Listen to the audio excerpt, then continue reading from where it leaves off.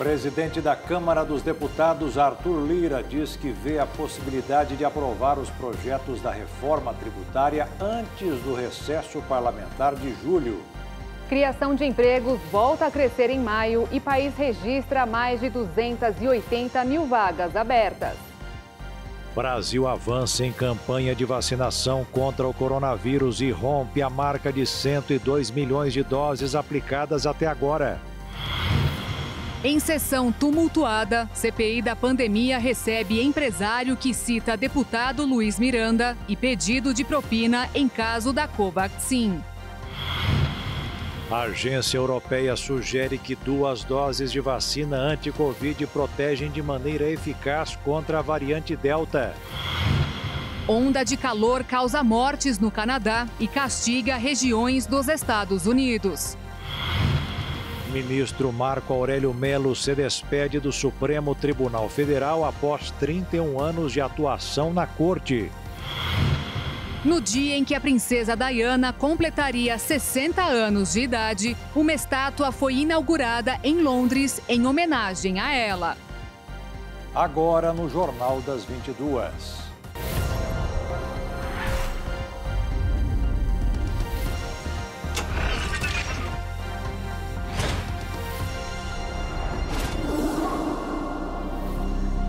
Olá, boa noite. Boa noite. Pelo 5º mês seguido, o país abriu mais vagas de emprego do que fechou. Em maio, o saldo foi de 280 mil brasileiros com registro em carteira. O balanço do Cadastro Geral de Empregados e Desempregados foi divulgado hoje pelo Ministério da Economia. O resultado foi melhor do que a expectativa das consultorias, que apostavam num saldo positivo de 100 mil novos postos no mercado de trabalho. Mas apenas o setor de serviços gerou mais vagas do que era previsto nas 27 unidades da federação. São Paulo e Minas Gerais foram os estados com os melhores resultados, liderados pelo setor de serviços, seguidos pelo comércio, indústria, agricultura e construção. Como acontece todo mês, as empresas contratam e dispensam funcionários. Em maio, as admissões passaram de 1,5 milhão de empregados e as demissões foram de menos de 1,3 milhão. O resultado positivo foi de 280 mil trabalhadores que mantiveram o registro em carteira. O ministro da Economia, Paulo Guedes, comemorou o balanço, ao dizer que no mesmo mês do ano passado, o saldo de empregos foi negativo em mais de 370 mil vagas. Segundo o ministro, é um sinal de que a economia está se levantando. De acordo com o Ministério da Economia, o mercado este ano ainda sofre a influência do Programa Emergencial de Manutenção do Emprego e Renda, lançado pelo governo no ano passado.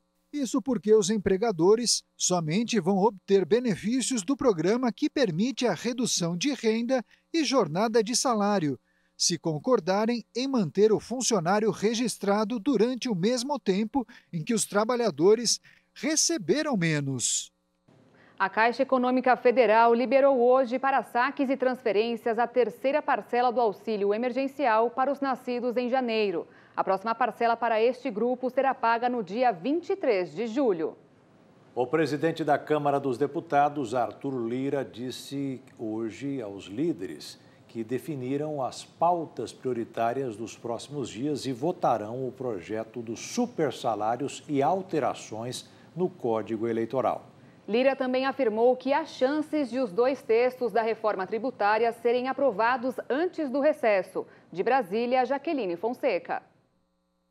O presidente da Câmara dos Deputados, deputado Arthur Lira, disse nesta quinta-feira que a reforma tributária poderá ser aprovada antes do recesso. Pelas redes sociais, Lira afirmou que há chance dos 2 projetos de lei que tratam do assunto serem aprovados antes do dia 17 de julho, que é quando a Câmara dos Deputados entra em recesso, mas que é necessário criar consenso sobre um texto que melhore o sistema efetivamente. 2 propostas de reforma tributária tramitam na Câmara dos Deputados. Um dos projetos, o que cria o CBS, Contribuição sobre Bens e Serviços, tem como relator o deputado Luiz Carlos Mota, do PL de São Paulo. Já o projeto, que trata de mudanças no imposto de renda, será relatado pelo deputado Celso Sabino, do PSDB do Pará. Outra parte da reforma tributária, que trata de alterações do ICMS, do ISS e do IPI, tramita no Senado Federal. De Brasília, Jaqueline Fonseca. A partir de hoje, o INSS pode bloquear o benefício de quem perdeu o prazo para fazer a prova de vida. O calendário para regularizar a situação vai até dezembro. A prova de vida voltou a ser obrigatória no mês passado para aposentados e pensionistas. De acordo com o calendário, os segurados que não fizeram o procedimento em março e abril de 2020 podem ter o benefício suspenso até regularizar a situação. Se o beneficiário perdeu o prazo, vai precisar pedir a reativação do benefício de forma remota, através do site ou do aplicativo Meu INSS. E após preencher o requerimento online, o beneficiário deve comparecer ao banco para concluir a realização da prova de vida. Ela tem o objetivo de evitar fraudes e pagamentos indevidos, garantindo a manutenção do benefício. Desde março de 2020, a exigência da prova de vida estava suspensa pelo INSS por causa da pandemia. Quem precisava provar que estava vivo em maio e junho do ano passado vai poder fazer o procedimento até 31 de julho. O cronograma da prova de vida vai até dezembro deste ano. O comércio exterior do Brasil teve o melhor resultado da história no primeiro semestre do ano. O saldo positivo da balança comercial foi de 37 bilhões e meio de dólares, puxado pelos produtos minerais, como o minério de ferro e os agropecuários, com destaque para o café e o complexo soja. Só em junho, a alta foi de 60%. Motivo para o Ministério da Economia subir a previsão para a balança terminar o ano com um saldo positivo de 105 bilhões de dólares, o dobro do ano passado. No mercado financeiro, o dólar fechou em alta nesta quinta-feira, primeiro dia do segundo semestre do ano, voltando a ser negociado acima de R$ 5,00, com os investidores monitorando o clima político em Brasília. A moeda norte-americana subiu 1,45% e encerrou o dia cotada a R$ 5,044 na venda. E veja a seguir números e atualizações da pandemia pelo mundo. E veja também que a onda de calor causa mortes no Canadá e castiga regiões dos Estados Unidos.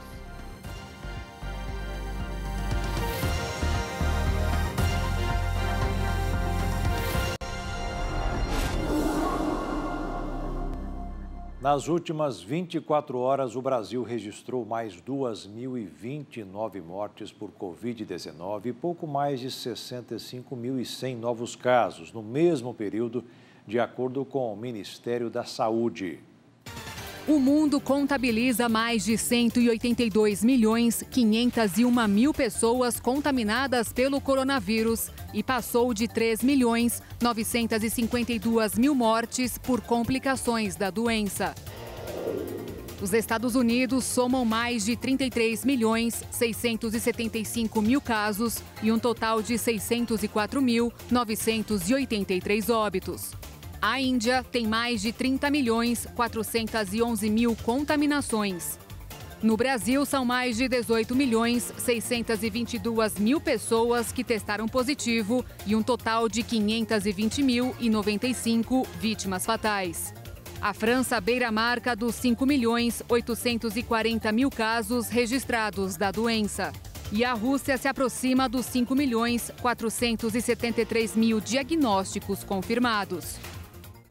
Os casos de Covid-19 aumentaram desde a semana passada na Europa, após 10 semanas consecutivas de retrocesso do número de contágios. A Organização Mundial da Saúde alertou sobre uma nova onda do vírus. A preocupação da OMS é a variante Delta. Estimativa do Centro Europeu de Prevenção e Controle de Doenças aponta que até o final de agosto, esta variante deve representar 90% dos casos na União Europeia. De acordo com pesquisas, apenas uma dose da vacina anti-Covid não é suficiente contra a cepa. Uma redução de 10 semanas no número de casos de Covid-19 nos 53 países da região europeia chegou ao fim. Na semana passada, o número de casos aumentou 10%, impulsionado pelo aumento de viagens, reuniões e a flexibilização das restrições sociais. Para a organização, apenas a disciplina dos cidadãos pode evitar uma nova onda. O Canadá registrou nos últimos dias as temperaturas mais altas de sua história, em um momento que os Estados Unidos enfrentam uma onda de calor sem precedentes e a pior seca em 20 anos. Centenas de pessoas morreram nos dois países. Uma onda de calor vem empurrando a temperatura para perto dos 50 graus no oeste do Canadá e noroeste dos Estados Unidos, afetando infraestrutura, provocando cortes de energia e tornando algumas regiões praticamente inabitáveis para moradores acostumados com o frio. Na Colômbia Britânica, no Canadá, houve 486 mortes inesperadas entre sexta e terça-feira, cerca de 320 a mais do que a média para um período de 5 dias. No noroeste dos Estados Unidos, cerca de 50 pessoas morreram no estado norte-americano do Oregon. Já na primeira semana da estação mais quente do ano, a escassez de água e o risco de incêndios afetam 11 estados nos Estados Unidos. Níveis alarmantes de reservatórios e temperaturas recordes indicam que essa pode se tornar a mais grave crise hídrica americana em gerações. Os números são preocupantes. Desde 2002, os Estados Unidos não viam uma estiagem dessa proporção. As mudanças climáticas estão fazendo com que temperaturas recordes se tornem mais frequentes. Globalmente, a década de 2010 a 2019 foi a mais quente já registrada. E os 5 anos mais quentes foram todos nos últimos 5 anos. O calor escaldante que se estende de Oregon aos territórios árticos do Canadá foi atribuído a uma crista de alta pressão que retém o ar quente da região. As altas temperaturas têm tirado o sossego até dos animais. Essa família de ursos procurou uma maneira para se refrescar. Encontraram uma piscina e aproveitaram para dar um mergulho. Os donos da casa, na Colômbia Britânica, filmaram a mamãe urso e seus 2 filhotes, aproveitando o momento sem se incomodar com os visitantes. O Sudeste também tem sofrido com a falta d'água, especialmente São Paulo. Os primeiros 6 meses do ano terminaram com cerca de 70% da chuva esperada no sistema Cantareira e Alto Tietê. Os reservatórios abastecem 12 milhões e meio de pessoas na região metropolitana de São Paulo. No sistema Cantareira, o primeiro semestre terminou com 68% da chuva esperada para o período, enquanto o Alto Tietê registrou 72% do volume. A tendência continua de seca nos próximos meses, o que pode significar uma possível crise de abastecimento para o ano que vem. O baixo volume de chuvas nos reservatórios já era esperado no outono, tradicionalmente mais seco, mas os 2 reservatórios vêm acumulando baixo volume de chuvas desde o verão, quando costuma chover mais. O Cantareira operava com 45% de sua capacidade e o Alto Tietê com 54%. Segundo a Sabesp, o volume total armazenado na região metropolitana de São Paulo é de apenas 52,2%. Os números são preocupantes porque estão mais baixos do que em 30 de junho de 2013, o ano anterior à crise hídrica, quando o Cantareira operava com 56% e o Alto Tietê com 63%. A falta de água também já impactou no bolso dos paulistas. A Agência Nacional de Energia Elétrica aprovou o reajuste das tarifas de conta de luz da Enel São Paulo, que passam a valer a partir de 4 de julho em todo o estado. A recomendação é para economizar água e energia nos próximos meses.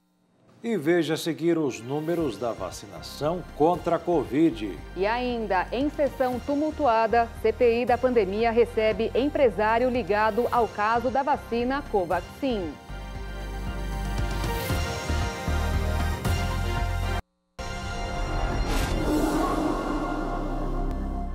A CPI da pandemia ouviu hoje o depoimento do policial militar Luiz Paulo Dominguete, que afirmou ter recebido pedido de propina de um servidor do Ministério da Saúde.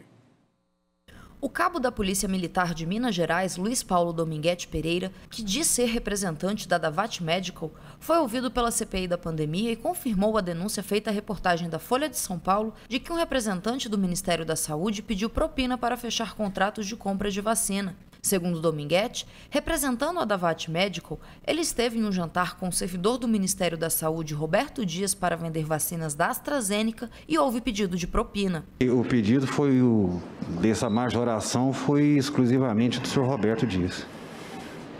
Qual era a proposta de propina? Qual era o valor? Era $1 por dose. A Davat estava ofertando ao Ministério da Saúde 400 milhões de doses. O cabo da PM disse que o acordo que tem com a empresa foi feito oralmente com o CEO da Davat no Brasil, Cristiano Alberto Carvalho. Ao ser questionado pelo senador Marcos Rogério, Dominguete disse que também negociou vacinas da Sputnik diretamente com municípios brasileiros. A legitimidade da representação não ficou clara. Segundo os senadores, a empresa Davat não produz vacinas e não tem autorização para vender o imunizante da AstraZeneca. Dominguete também envolveu o deputado Luiz Miranda, dizendo que ele buscou a empresa para intermediar a negociação de vacinas. O Luiz Miranda procurou o senhor? Procurou a Davat, se não me engano, o Cristiano, inclusive tentando negociar a aquisição de compra de vacinas. O Cristiano me relatava que volta e meia tinha parlamentares, eu não sei quem, procurando, e que mais o que o incomodava era o deputado Luiz Miranda, mais insistente com a compra e intermediação de vacinas. Em seguida, apresentou um áudio com a voz de Miranda. Tá agora. Gente, veja aí para mim como é que ele fala, literalmente. O grande problema vou falar direto com o cara vai pedir toda a documentação do comprador. O comprador meu já está de saco cheio disso. Na sequência, Omar Aziz conversou com Luiz Miranda, acompanhado dos senadores Fernando Bezerra Coelho e Marcos Duval. Miranda disse que o áudio era do ano passado e a conversa não tratava de vacinas, e sim de outros negócios nos Estados Unidos. Segundo Aziz, o deputado afirmou que o áudio foi editado e divulgado para prejudicá-lo, e por isso ele vai registrar denúncia contra Dominguete. Afirmou ainda que o deputado vai disponibilizar o áudio na íntegra para a CPI. O policial disse que recebeu o áudio do CEO da Davat e que não sabia o contexto ou a data da mensagem. Na sequência, a CPI determinou a apreensão do celular de Dominguete. O aparelho foi colocado em uma maleta lacrada e levada por um policial legislativo à perícia técnica. O senador Alessandro Vieira pediu a prisão em flagrante de Dominguete, mas o presidente da CPI da pandemia, senador Omar Aziz, negou. A senadora Simone Tebet inquiriu Dominguete, questionando por que o policial não prendeu em flagrante o agente público que ofereceu propina. Tudo para mim ali era novo. Embora... Era o quê? Nulo? Novo. Para mim também. Para mim também uma resposta de um policial dizer que não sabe o que está no Estatuto, na Constituição, na lei. A senadora sugeriu ainda que as demais pessoas envolvidas no episódio sejam convocadas não para um depoimento, mas uma acareação. O líder do governo no Senado, o senador Fernando Bezerra, disse que a história de Dominguete não tem sentido. Estamos diante, senhor presidente, de uma narrativa que me parece apócrifa, sem qualquer embasamento probatório. Ademais, o servidor Roberto Ferreira Dias sequer possuía autorização para negociar a compra de vacinas. Todas as solicitações de reuniões referentes a ofertas, propostas ou qualquer outra tratativa deveriam ser redirecionadas ao gabinete do secretário executivo. Bezerra também criticou a mudança na pauta desta quinta-feira para ouvir a denúncia do policial. Nesta quarta, o presidente da CPI da pandemia, senador Omar Aziz, mudou a agenda do dia porque a ministra Rosa Weber autorizou que o empresário Francisco Emerson Maximiano ficasse calado durante o depoimento. Diante disso, Aziz antecipou o depoimento de Dominguete. Nós tivemos aqui frustrado o depoimento do diretor da Precisa, que certamente traria esclarecimentos sobre uma denúncia que essa comissão tem que apurar, que é a aquisição da Covaxin. Também aqui assistimos mais um adiamento do depoimento do deputado Ricardo Barros, que está sob escrutínio face a tantas ilações e tantas acusações que ele tem sofrido nos últimos dias. E tudo isso para agora ouvirmos uma história estranha, sem pé e sem cabeça. O senador Flávio Bolsonaro, que não é membro da comissão, exigiu provas das acusações feitas por Dominguete. O senhor tem algum documento que comprove essa tentativa de suborno ao senhor? Excelência, ela foi feita verbalmente dentro de um restaurante. O senhor tem algum vídeo que comprove isso? Excelência, eu não gravei porque foi inesperado a proposta. O senhor tem algum áudio que comprove isso? Não gravei. O que eu posso oferecer foi o que eu vivenciei, o que eu escutei. Só que é difícil trazer para a realidade uma situação que parece que não existiam essas vacinas. As pessoas que estavam sentadas mesmo com o senhor não têm nenhum domínio final de fato de negociar nada com relação à vacina. Então, eu acho que essa careação vai ser importante, mas acredito que o senhor vai ter sérias dificuldades de conseguir provar alguma coisa, já que vai ficar a palavra de um contra o outro. Obviamente, as pessoas que estão sendo acusadas de oferecer esse suborno vão negar, vai ficar a palavra de um contra o outro.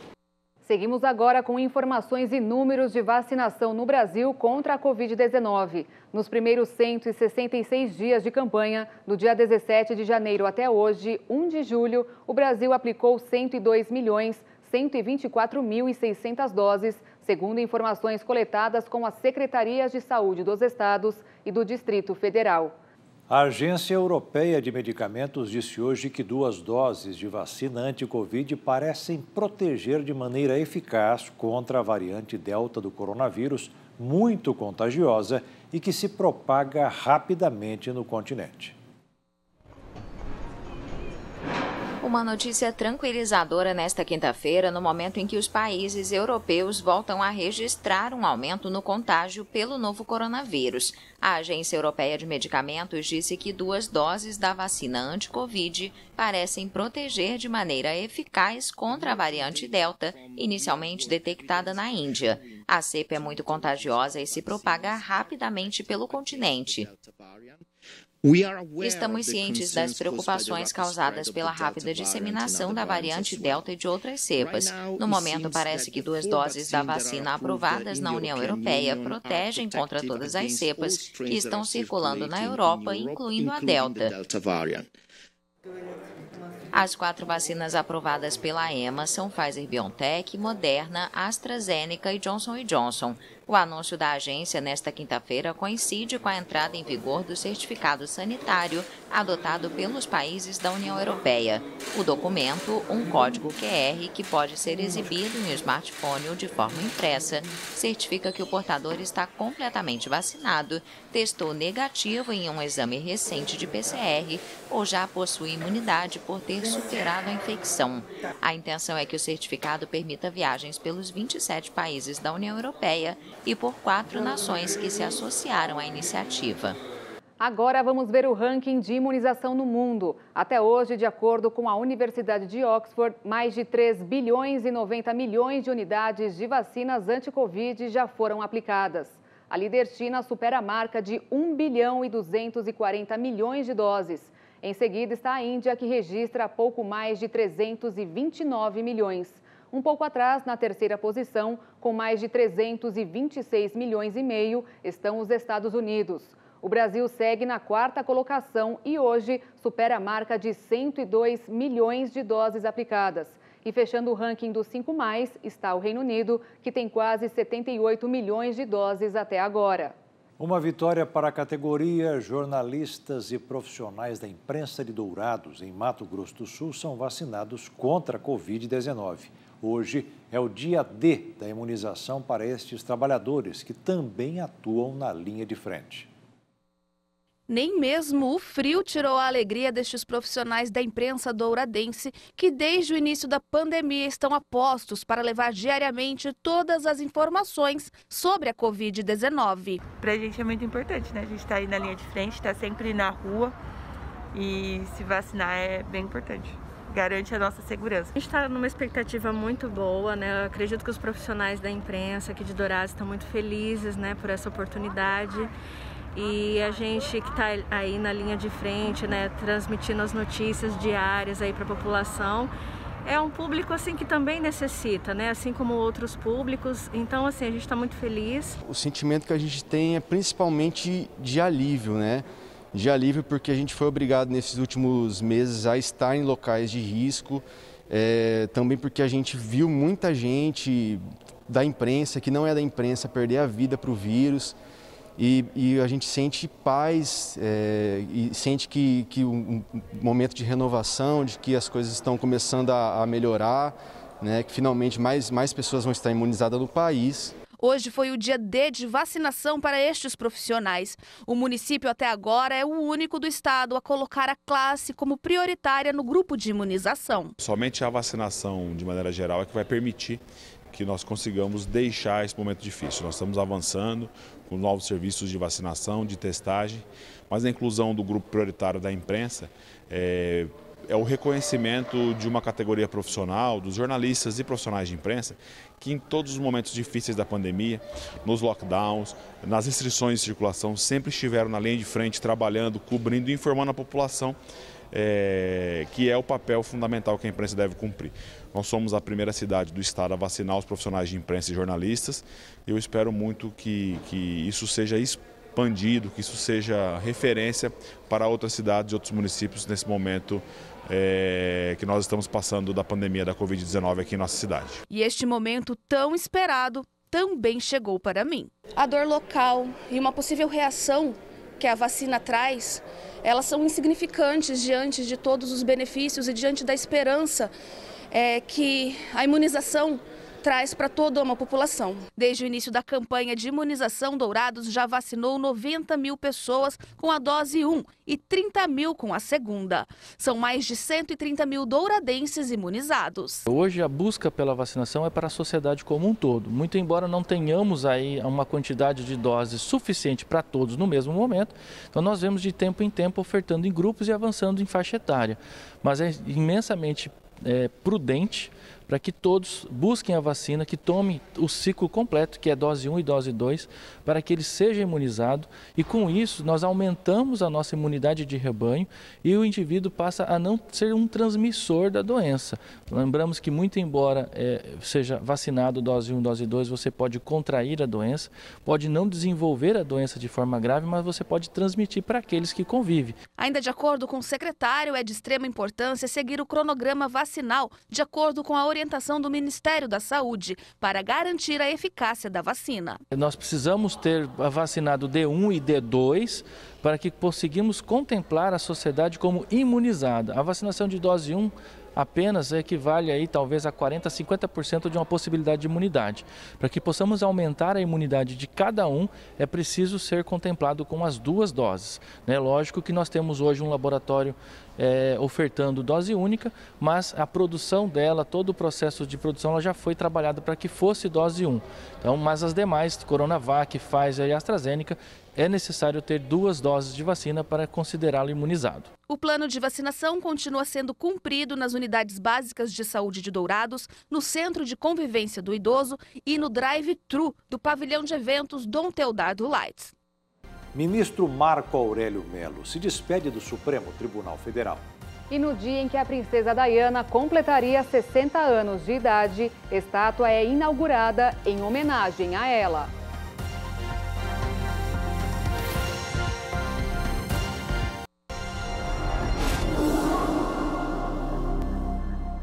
O ministro Marco Aurélio Mello, do Supremo Tribunal Federal, participou hoje de sua última sessão plenária como membro da Corte. A aposentadoria compulsória do magistrado está marcada para o dia 12 de julho, quando ele completa 75 anos de idade.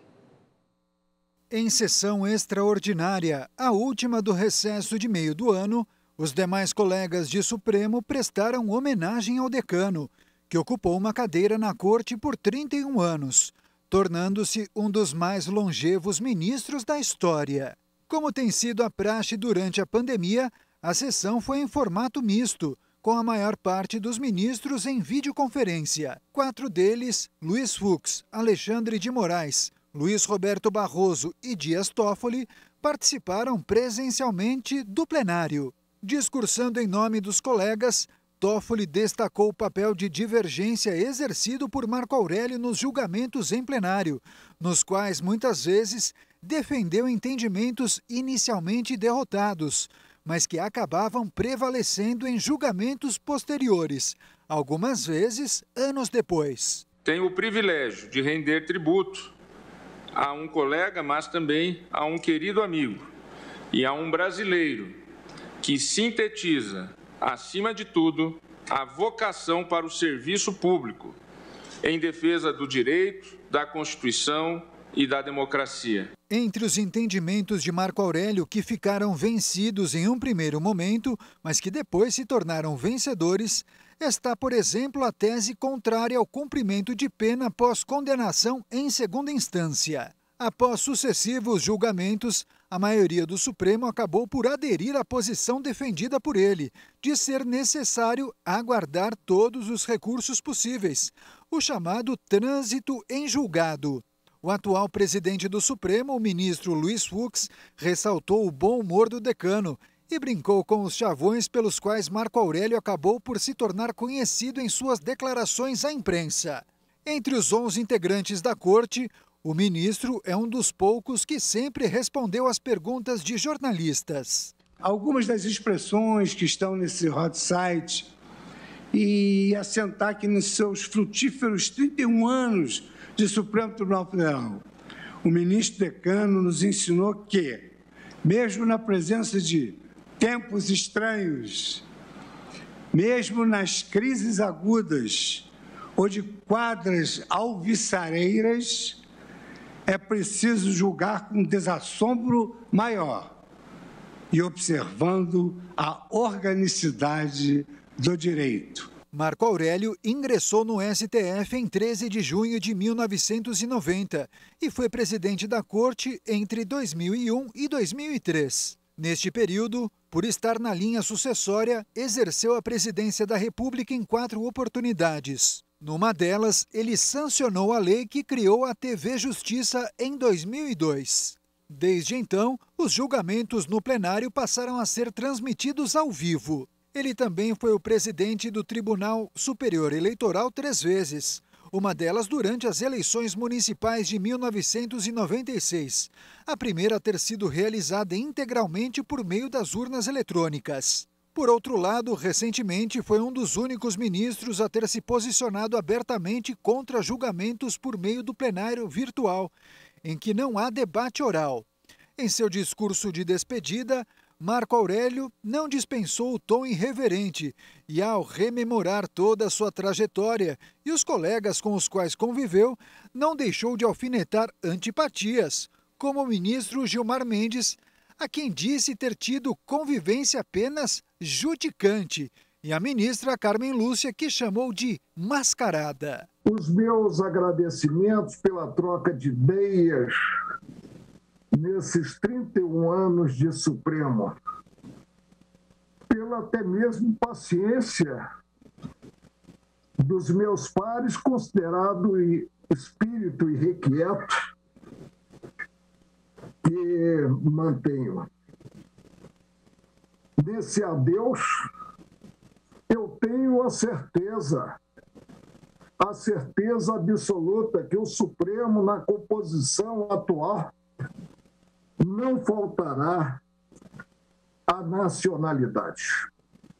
Que assim o seja, e o meu muito obrigado de coração a todos os senhores. Marco Aurélio afirmou, antes de concluir, que torce para que o atual advogado-geral da União, André Mendonça, seja escolhido para ocupar a cadeira que deixará vaga no Supremo.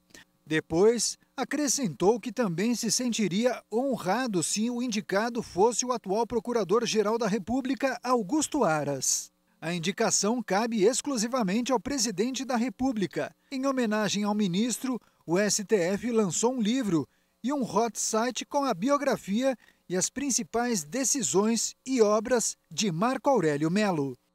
No dia em que a princesa Diana completaria 60 anos de idade, uma estátua foi inaugurada em Londres em homenagem a ela. Os filhos de Diana e Charles, os príncipes William e Harry, deixaram de lado suas diferenças para participar do evento. Os irmãos tiraram o tecido que cobria a imagem de bronze em um jardim da antiga casa de Diana, no Palácio de Kensington. Acho que sentimos que se a princesa ficasse sozinha, ela poderia parecer isolada. E uma das coisas que descobri ao conversar com seus amigos e familiares é que ela era uma pessoa muito amigável e sociável, e ela tinha um carinho especial pelas crianças. Acho que também, de muitas maneiras, alude ao seu trabalho humanitário e mostra que ela oferecia um grande conforto. A cerimônia precisou ser reduzida por causa da pandemia de coronavírus. Em um comunicado, os príncipes lembraram do amor, força e caráter de Lady Di e disseram que essas qualidades a tornaram uma força para o bem em todo o mundo, mudando inúmeras vidas para melhor. A rara declaração conjunta foi uma demonstração pública de união, após a tensão entre os irmãos desde o casamento de Harry com a ex-atriz de televisão americana Meghan Markle. A tecnologia a serviço dos atletas nas Olimpíadas de Tóquio. Hoje, o comitê organizador dos Jogos apresentou como serão feitos os deslocamentos durante as competições. Durante a realização dos Jogos Olímpicos, atletas e delegações vão utilizar uma frota de veículos especialmente destinada para fazer o deslocamento entre a Vila Olímpica e os ginásios, onde serão as competições. Os carros já haviam sido apresentados ao público e nesta quinta-feira, o comitê organizador do evento apresentou o aplicativo que vai gerenciar as operações de forma rápida e estratégica. Para usufruir do serviço, os usuários deverão se cadastrar neste aplicativo. Mais de 2.700 veículos estarão à disposição durante os Jogos e a grande maioria combina o uso de energia elétrica e combustível. E agora um momento de reflexão. Na live das 15 horas, o pastor Josias Cruz fala sobre mais uma qualidade da igreja virtuosa, que é sempre estar preparada, revestida com a armadura de Deus para enfrentar qualquer adversidade. Somos todos o povo de Deus. Mas a igreja virtuosa se destaca, ela desponta, ela sobressai. A igreja virtuosa é como Daniel. Daniel capítulo 6, a Bíblia Sagrada diz que ele estava junto com os amigos e ele se distinguiu. Daniel se distinguiu dentre os outros. Ele se destacou, ele se fez notável, percebido. Embora fizessem a mesma coisa, trabalhassem fazendo a mesma coisa, ele se destacava. A igreja virtuosa se destaca. Ela não é igual.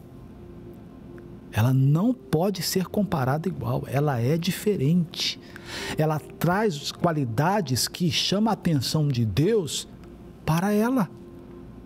Lembra do versículo 12, que a Bíblia diz que o versículo 11, o coração do seu marido está nela confiado. Ela é tão valiosa, valorosa, que ela faz com que o marido, Deus, confie nela. Ela tem qualidades. Hoje o versículo 13 diz assim, versículo 13 de Provérbios 31, que essa igreja virtuosa, ela busca lã e linho. O que é a lã? O que é o linho? A lã e o linho são tecidos, né, para confeccionar roupas para climas diferentes. A lã, né, você confecciona roupas um pouquinho mais quentes para a gente usar no dia do frio. E o linho é aquele tecido mais leve para usar no calor. A igreja virtuosa, ela está pronta. Ela está pronta para qualquer situação, qualquer mudança. A igreja virtuosa não é pega desprevenida. Puxa, a vida não estava preparado. Quando a igreja não é virtuosa, ela se vê numa situação, ela diz, puxa vida, por que isso foi acontecer? Eu não estava preparado para isso. Porque Deus permitiu que isso acontecesse, enfim. A igreja virtuosa não, ela busca lã e linho. Ela procura estar adequada para mudanças de tempo. O tempo muda. Muda para mim, muda para você, muda para todo mundo. E o Jornal das 22 termina aqui. Obrigada pela sua companhia, um ótimo fim de noite para você e até amanhã. Uma boa noite, fique na paz. Tchau.